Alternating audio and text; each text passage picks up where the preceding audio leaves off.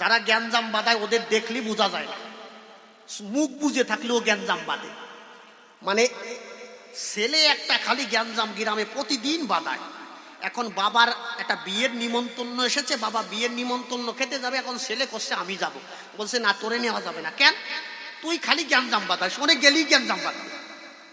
ছেলেটা একটু বলদা বলদা টাইপের তো, এখন করছে বাবা আমি কোনো কথা বলবো না, কোনো কথা বলবো না। তাহলে কোনো কথা না বললি তোর গ্যাঞ্জাম বাঁধবে না। এখন করছে শোন, তুই যে বলদ, মানুষই যদি ঠিক না পায়, তুই যদি কথা না বলিস তাহলে আমি তোরে নেব। করছে না মা, বাবারে করছে আমি কোনো কথা বলবো না। ওই ছেলেরে নিয়ে গেছে। এখন ওই বিয়ে বাড়ি গিয়ে যখন খেতে বসাইছে, ও বসিছে। এখন ওই এক এক টেবিল আলাদা আলাদা ওই যে লোকের থাকে, তাই না, ভাগ করা থাকে যে একজন এই টেবিলে দেবে। তা ওই যে লোক ওদের টেবিলে দিচ্ছিল, ওরে করছে ডাইল দেব, ও কোনো কথা কয় না, মানে বারণ করিছে কথা কথা। এরপরে আবার নিয়েছে, সবজি নিয়েছে, দেব সবজি তোরে দেব, কোনো কথা কয় না। এরপরে মাছ নিয়েছে, মাছ দেব, কোনো কথা কয় না। এখন ওরে করছে তুই কি বলদ নাকি? এখন বাবার দিক করে, ও বা এই লোক ঠিক পালো কি করি, আমি বলদ? চুপ কর, তোর কইছি না কথা বল, কোনো কথা বলবি না। এখন চুপ করে রয়েছে। এখন ও করবে কি, ও বসে বসে খাচ্ছে, আর শেষে ওই একটু মিষ্টি গেছে। মিষ্টি দিলে ও করিছে কি, ওই মিষ্টির ওখান থেকে সামান্য একটু মিষ্টি নিয়ে ওই সামনে একটা বাল্ব আছে, ওই বাল্বে লাগাই দিয়েছে। কোনো কথাটা তা কিছু বলি না, ওই বাল্বে লাগাই দিয়েছে। আর মিষ্টি যেখানে মাছি ভন ভন ভন ভন করতে করতে ওই বাল্বের দ্বারে গেছে একটা মাছি। যেই মাছি যাইয়া ওই মিষ্টির উপরে পড়িছে, ওই মিষ্টি ওই মাছি দেখি একটা টিকটিকি লাভ দিয়েছে, ওই মাছিটারে ধরবে বলিয়া। যেই টিকটিকি লাভ দিয়েছে, বুঝলে, ওই পাশে একটা বিড়াল ছিল, ওই বিড়াল ওই টিকটিকি লাভ দিতে যাই ওই টেবিলের উপর পড়িছে। যেই বিড়াল লাভ দিয়ে টেবিলের উপর পড়িছে, কুকুর একটা লাভ দিয়েছে ওই টেবিলের উপর উঠেছে। দেখো জ্ঞানজাম বাদে কি করি। যেই কুকুর উঠিছে, এই কুকুর কার দাও বাড়ি, ধমাধম বাড়ি সরিয়ে উঠছে। যার কুকুর সে এসে করছে আমার কুকুর বার হয়ে, তার মানে জ্ঞানজাম শুরু হয়ে গেছে। এবার বিয়ে বাড়ি ভাঙচুর শুরু হয়ে গেছে। এখন বাবা ওর দিক টাকায় করছে এই বারু বাড়ি বাঁধলো কেন? ছেলে করছে আমি জানি না কিছু, আমি কিচ্ছু জানি না। কয় কিচ্ছু জানিস না মানে এর মূল হচ্ছিস তুই, তুই কি করিস সে আগে তাই কয়। কছে বাবা আমি বেশি কিছু করি নাই, আমি একটু মিষ্টির ফুটা লাগাই দিছি খালি। উনি বেশি কিছু করি নাই, খালি মিষ্টির একটু ফুটা লাগাই দিল। এক গোসাই খিচুড়ি খাইয়ে সে নড়তে পারতেছে না, বুঝলা। ওই লোক নামিছে মাঠের ভিতরে, মাঠের ভিতরে নেমে ভাবছে যে আমি একজন গোসাই মানুষ, সব জায়গায় তো ঝাড়া যায় না, মোটামুটি একটা কায়দা দিয়ে ঝাড়ি। গোসাই এইরকম গোসাই, গোসাই যদি বসে, যদি ওনার ভিতর থেকে বায়ু কম্পন হয়, অর্থাৎ যদি পাদ আসে, বুঝলে, ওনার ঠ্যাং একদম জায়গায় ধরে, নালি পাদ বেরোয় না। কি গোসাই খালি তাই চিনতে করে। একজন বিজয় বাবুর কাছে গিয়ে বলছে, সখামশাই আমি যখন সন্ধ্যা করতে বসি, ঠাকুরের বন্দনা করব, ঠাকুরের মঙ্গল আচরণ করব, এই সময় পাদ আসে, কৌদি কি করি? বিজয়বাবু বলছে ওই সময় যদি পাদ তুমি দিয়েই বসো, তাহলে তুমি ওই বাইরে গিয়ে একটু জল টল দিয়ে, একটা তুলসীর পাতা দিয়ে, একটু সিটি দিয়ে, তারপরে তুমি আবার শুরু করবা তোমার বন্দনা মঙ্গল আচরণ, ঠাকুরের যা কর্ম শুরু করবা। কছে ওই যাইয়ে বসার সঙ্গে সঙ্গে যদি আবার আসে পাপ, কছে আবার যদি আসে তাহলে এবার করবা কি? ওই স্নান করে, মোটামুটি এবার স্নান করে আসিয়া তুমি আবার পুজোয় বসবা। এখন ও লোক করছে যদি আবার আসে, বিজয়বাবু করছে তোমার তো সন্ধে করার ইচ্ছা না, তোমার লো বাদাবাদি করার ইচ্ছা, তোমার সন্ধে করার ইচ্ছা না, তোমার মনে থাকে যদি পাদ আসবে কষ্ট মানে এ সন্ধে সন্ধে খাই যাবে। ওই গুসাই খাইয়ে মাঠে নামছে, কোনো জায়গায় ঝাড়তে পারতিছে না। এখন দেখে সব জায়গায় ফাঁকা মাঠ, সামনে গিয়ে দেখে এই মাজা সমান তিলকে কাটা পাশে তিল কিরা জন্য বানাইছে। এখন উনি ভাবছে যদি ওই জায়গায় যাইয়া মাজার সমান যদি দেখা না যায়, মাজার থেকে নিচে পর্যন্ত যদি দেখা না যায়, ওই জায়গায় যাই ঝাড়িয়ে দেব। গোসাই তো হাঁটতেছে, আর ওই যে তিল ক্ষেত, এক মহিলা, ওই মহিলা ওই তিল ক্ষেতের বসে বসে ওই ভিতরে বসে ওই কাশি দিয়ে উনি ওই আগাছা পরিষ্কার করছে। ওই মহিলা দেখতেছে গুসাই আটিয়ে এসতেছে, তা ওনার বাপ বেশি ভালো না, উনি আগের থেকে কাঁচা ধরিয়ে রাখছে যে ওই জায়গায় যে কাঁচা ধরবো তারপর টান দিয়ে খুলবো। ওই গোসাই করিছে কি দাঁড়ে দাঁড়ে যাইয়া তিল ক্ষেতের ভিতরে ঢুকে যেই বসতি যাবে ওই বিটি ঠিক পাইছে যে এই লোক এই জায়গায় আকাশ করে, যেই বসতি গেছে ওই বিটি যাবে তুমি ওই জায়গায় করবা কি? গোসাই কাঁপিয়ে উঠিছে, সর্বনাশ তো। এখন দেখে ওই তিল খেতে ওই মহিলা, তুমি অত সেপ্তিছ কেন? তুমি করবা কি এই জায়গায়? তোমার ভাবনা তো বেশি ভালো না, তুমি মনে হয় খিচুড়ি খাই যাইছো কেবল না? এই জায়গায় যদি ঝাড়িয়ে দাও আমার তিল ক্ষেত 5 কাঠা নষ্ট হয়ে যাবে। এখনো গোসাই তো আবার হাজিল কম না, গোসাই করছে এখনো কাঁচা কলি নাই, অত সেটিয়ে না, কোন জায়গা থেকে কাঁচা কলি আগে তাই গা, এমনও কাঁচা কলি নাই ওনরা। তা বাগদাদ শহরে উম্মে হানি নামে একটা নারী ছিল, ওই নারীর এক এক করে 19টা মেয়ে সন্তান জন্ম দিল, মানে মেয়ে জন্ম দিল 19টা। এখন ওই উম্মে হানির স্বামী ডাক দিয়ে কয়, 19টে মাইয়া দিছিস, 20 নাম্বারেরটা যদি সল না হয় তাহলে কিন্তু 3 তালাক দেবে। এখন উম্মে হানি বিপদে পড়ে গেছে, যে পরেরটা যদি মাইয়া হয় তাহলে তো তালাক খাবার। এখন ঘরে বসে কান্না করে, হঠাৎ শুনতে পায় কর্ণকুহরে কি, যে বাগদাদ শহরের ভিতরে একজন পীর আছে, পেটে যদি সন্তান থাকে উনি দেখে বলে দেবে। কি বলে দেবে? যে ওই পেটের সন্তান ছেলে না মেয়ে, মানে উনি হচ্ছে একদম জেরক্স কপি, বুঝলেন? খালি দেখে বলে দেবে, কোনো মেশিনের প্রয়োজন নাই। তাই এই কথা যখন শুনতে পেল, এখন মনে মনে ভাবলো এই পীর এর এই যে আমাকে যে বলে দেবে ছেলে হবে না মেয়ে হবে, এর পরিবর্তে কি নেবে? বলছে উনি বেশি কিছু কোনো পয়সা টয়সা নেয় না, খালি একটু দুধ আর একটু কলা, এই ছাড়া আর কিছু প্রয়োজন হবে না। ওই উম্মে হানি দুধ কলা নিয়ে যখন ওই আবু জঙ্গে মুসার কাছে যায়, গিয়ে দুধ কলা সামনে দেয়, বলছে কি সমস্যা মা? বলছে আমার পেটে মানে ছেলে হবে না মেয়ে হবে একটু বলে দিতে হবে, কারণ আমার এক এক করে 19টে মেয়ে হয়েছে, এর পরবর্তীতে যদি মেয়ে হয় তাহলে আমার স্বামী রাখবে না ঘরের আলোয়, আমাকে তালাক দিয়ে বের করে দেবে। বাবা তুমি তাড়াতাড়ি দেখো আমার পেটে কি হবে। এখন ওই আবু জঙ্গে মুসা প্রথমে দুধ কলা খেলো, কিছু সময় আঁখি মুদ্রিত করে কসে মা রাগ করিস না, বাবা বলে ফেলো, কসে 20 নাম্বারের দাও তোর মাইয়ে হবে। এ যেই কইছে ওই উম্মে হানি আসে, তখন আব্দুল কাদের জিলানির বয়স মাত্র 5 বছর। এ আবু জঙ্গে মুসা মানে ওই পীরের ছেলের নাম হচ্ছে আব্দুল কাদের জিলানি। ছোট বাচ্চাদের সঙ্গে মাঠে খেলছিল, 5 বছর বয়স। যখন ওই উম্মে হানি শুনতে পেল যে আমার গর্ভে কন্যা সন্তান ছিল, ভাবছে যে তালিয়ার বাড়ি ফিরে যাব না, বাড়ি গেলে তো এমনি তালাক দেবে, মনে আছে ভাবো আমি এই নদীর জলে ঝাঁপ দিয়ে আমার প্রাণ বিসর্জন দেব। এই কথা চিন্তা করে কাঁদতে কাঁদতে যখন রাস্তা দিয়ে যায়, মাঠে ওই আব্দুল কাদের জিলানি ওই ছোট ছোট বাচ্চাদের সঙ্গে খেলা করছিল। যখন ওই মেয়ের চোখে জল দেখে কান্না দেখতে পায়, আব্দুল কাদের জিলানি ডাক দিয়ে কয়, ও মা দাঁড়াও, কি হয়েছে তুমি কান্না করতেছো কেন? আব্দুল কাদের জিলানি বুঝতে পারি যে আমার আব্বার কাছে গেছিল, হয়তো বা কোনো একটা অসুবিধা হয়েছে। বলছে কি? বলছে বাবা তোমার বয়স কেবল 5 বছর, তোমারে বললে আমার ব্যথা জুড়াবে না, তুমি যাও খেলাধুলা করো, আমি আমার পথে যাই। বলছে না মা তুমি একটু বলিয়ে দেখো। আব্দুল কাদের জিলানি বলছে আমাকে একটু বলো মা কি অসুবিধা? কোসে এই জায়গায় এক পীর আছে, পীরের কাছে গিয়েছিলাম, কি কারণে? আমার 19টা এক এক করে মেয়ে হয়েছে, এখন 20 নাম্বারেরটা যদি মেয়ে না হয়ে যদি মানে ছেলে না হয়ে যদি মেয়ে হয় তাহলে আমার তালাক দেবে।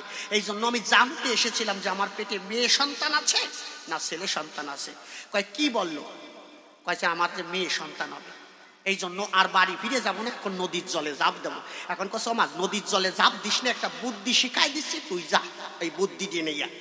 5 বছরের বালক কসে তুমি আবার কি বুদ্ধি দিবা বাবা? বলছে শোনো কি বলি, তুমি ওই পীর যে পীরের কাছে গিয়েছিলে ওই পীরের কাছে যে বলবা যে আমার পেটের ছেলে মানে পেটের মেয়ে ছেলে করে দিতে হবে, এই পেটে থাকা অবস্থায় ছেলে করে দিতে হবে, যদি না পারো যে দুধ কলা খাইছো ওইটা ফেরত দাও। ওই বিটি ওই বুদ্ধি শুনে ওই বুদ্ধি তো খারাপ না, আমাকে যে বাজার থেকে দুধ কলা কিনে দেবে ওটা হবে না, যেটা খাইছে ওই আস্তটা বের করে দিতে হবে। এই আব্দুল কাদের জিলানীর বুদ্ধি যখন পেল, ওই ওম্মে হানি ধীরে ধীরে ওই আবু জঙ্গে মুসার কাছে গেল। এখন দেখি ওই মহিলা আবার আইছে, কি হয়েছে মা, অসুবিধা কি? বলছে কি আমার পেটে যে মেয়ে সন্তান আছে, কন্যা সন্তান আছে, আমার এই কন্যা সন্তান ছেলে করে দিতে হবে, যদি না পারো আমার দুধ কলা ফেরত দাও। শুনিয়ে এখন ও ভাবছে যে আবু জঙ্গে মুসা ভাবছে যে এই বুদ্ধি কিন্তু এই মহিলার হতে পারে না, এর ফতেতে কোনো বুদ্ধি দেশে কেউ, তোরে বুদ্ধি দেশে কে আগে তাই কর। ওই বলে দেশে যে ছোট্ট একটা ছেলে আমার এই কথা বলিছে, বল চল তার দ্বারে যাই। ধীরে ধীরে যখন ওই আবু জঙ্গে মুসা ওই মেহানিকে নিয়ে ওই মাঠের দ্বারে যায়, দেখায় দেশে এখন থেকে নিজে সল বুদ্ধি দেশে, ডাক দেশে দিকায়।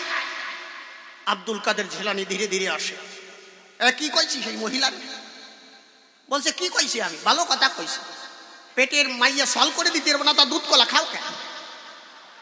এই যেই কইছে ওই আব্দুল কাদের জিলানীর সোয়াদ দিছে।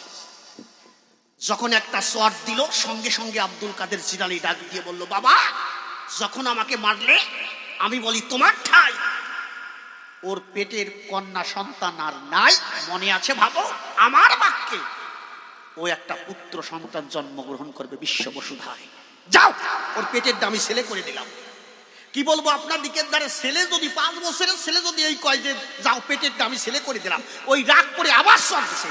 যখন আবার সর দিছে তখন ডাক দিয়ে বলেছে যাও ওই ওম্মে হানি নারী বাড়ি গিয়ে দেখবে ওর 19টে মাইয়ে ছেলে হয়ে গেছে, ওর 19টেও ছেলে করে দিলাম।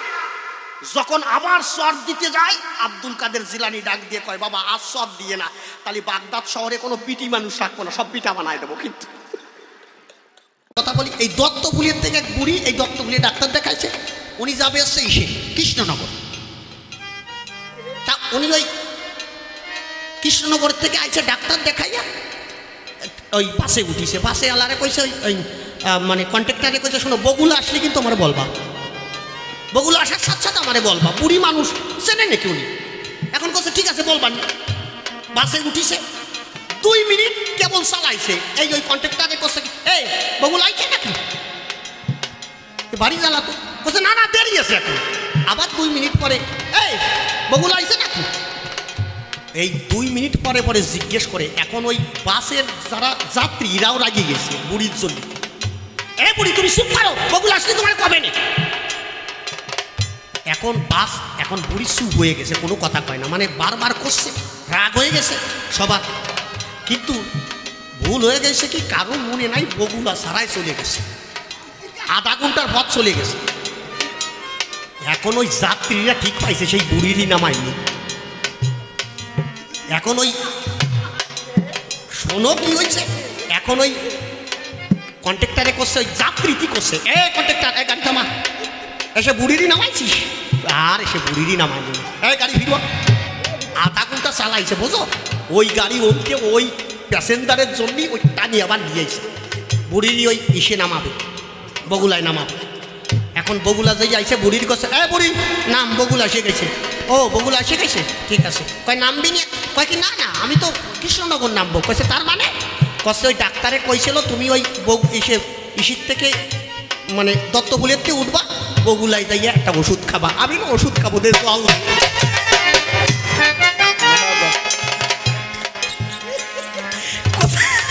জল দে একটু।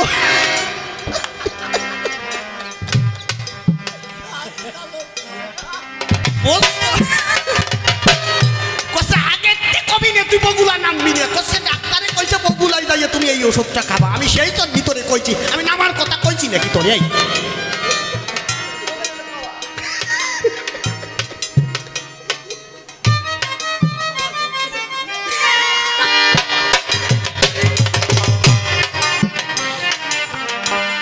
একজন ওই সিনিয়র জুনিয়র মানে না, কলেজে নতুন ভর্তি হয়েছে, সিনিয়র জুনিয়র মোটে মানে না, বুঝলি?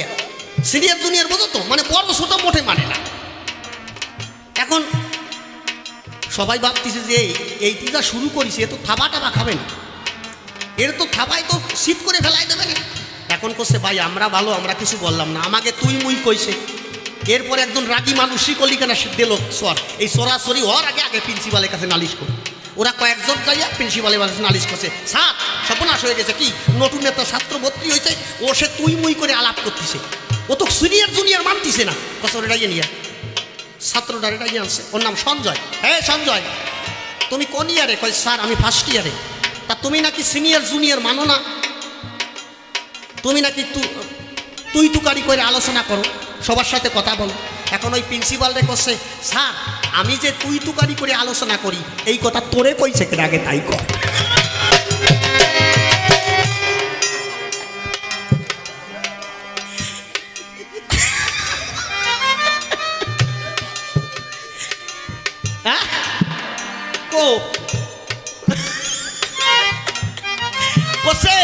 মানে প্রিন্সিপাল রে করছে, আমি যে তুই তুকারি করি এটা তোরে কইছে কেন আগে তাই কয়। আমি প্রিন্সিপাল আকবারে বলছে যে ছাত্রদের কইছে, ছাত্ররা নালিশ করছে প্রিন্সিপাল, এখন প্রিন্সিপাল রে তুই তুকারি করছেন, প্রিন্সিপাল যাবে কোন জায়গায় তাই। এই মলম বেচা ঔষধ নিয়ে বেশি দূর যাওয়া যায় কোনো ফেলি সারে না।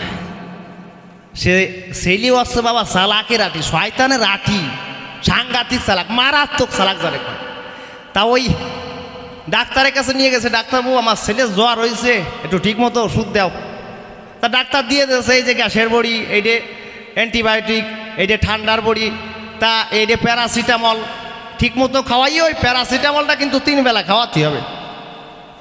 তা ডাক্তারবাবুরে কয়, ডাক্তারবাবু এই জায়গায় তো ঝামেলা বাতাইছো। ভাই কেন? কয় আমার ছেলে ওই প্যারাসিটামল তিতে ও ছাতা গালে দেয় না। কয় তাহলে এক কাজ করো, শোনো তোমার ছেলে ভালো খায় কি? কয় আমার ছেলে মিষ্টি রসগোল্লা একটু খায়, তৃতীয় ছাতা মোটে নাই খায়। তা ডাক্তারবাবু তাহলেও অসুবিধা নাই, শোনো এক কাজ করবা। কি? কয় ওই যে রসগোল্লা যে বাজারে পাওয়া যায় 5 টাকা 10 টাকা দামে ভালো রসগোল্লা কিনে নিয়ে আসে, ওই রসগোল্লার মধ্যে প্যারাসিটামল ট্যাবলেট ভরিয়ে দিয়ে খাওয়াইয়ে দিবা। কয় শালা ভালো কথা কইছে তো। তা বাবা ওই পর 3-4 দিন খাওয়াচ্ছে, কিন্তু জ্বরের ছাতা না ছাড়ে, দিন দিন আরো বাড়ে। ওঠ বাবা চিন্তায় গেছে, ছেলে তো আস্তে আস্তে শুকোইয়ে যাচ্ছে। ব্যাপার ডাক্তারবাবুর কাছে গেছে, ডাক্তারবাবু তুমি ডাক্তারে ছাড়িয়ে দাও। কয় কেন? কয় আমার ছেলের একটু জ্বর হয়েছে, সেই ছাতায় ছাড়তে পারো না। ভাল কি কব? ডাক্তারবাবু কয় জ্বর তো সারিয়ে যাওয়ার কথা ছিল, জ্বর খায় কি করছি ঠিক মতো কাজছে তো। কয় হ্যাঁ। কয় তোমার ছেলেরা ডাক দাও। ছেলেরা ডাক দিয়ে কয় বাবা রসগোল্লা ঠিক মতো খাইস তো? কয় রসগোল্লা খাবো নাকি? রসগোল্লা তো ঠিক মতোই খাই, রসগোল্লা ওলি আমিও কি আর অন্য কিছু চাই? কয় সত্যি কথা কা বাবা রসগোল্লা ঠিক মতো খাইস তো? যখন কইছে ঠিক মতো, ওর মাথায় পেঁয়াজ খেলেছে। কয় শালা তালি তো কোনো গোলমাল আছে। কয় ডাক্তারবাবু আমি তো রসগোল্লা ভালো খাই, কিন্তু ওই যে রসগোল্লা দেশো ভালো কথা, ওরা মিষ্টি, ও তো আমি ভালো খাই, কিন্তু ওই রসগোল্লার মধ্যে যে বিচি থাকে না, ছাতা ফেলাইয়ে দিয়ে খাই। আমার কাছে বলেন দেখি এই বিচির ছাতা ফেলাইয়ে দিয়ে খালি জ্বর সারে না? তাই গোসাই করি মানা, তুমি যেন আসল বীজ ফেলাইয়ে তুই জবাব দিয়ে যায় না। যাক মনে আছে।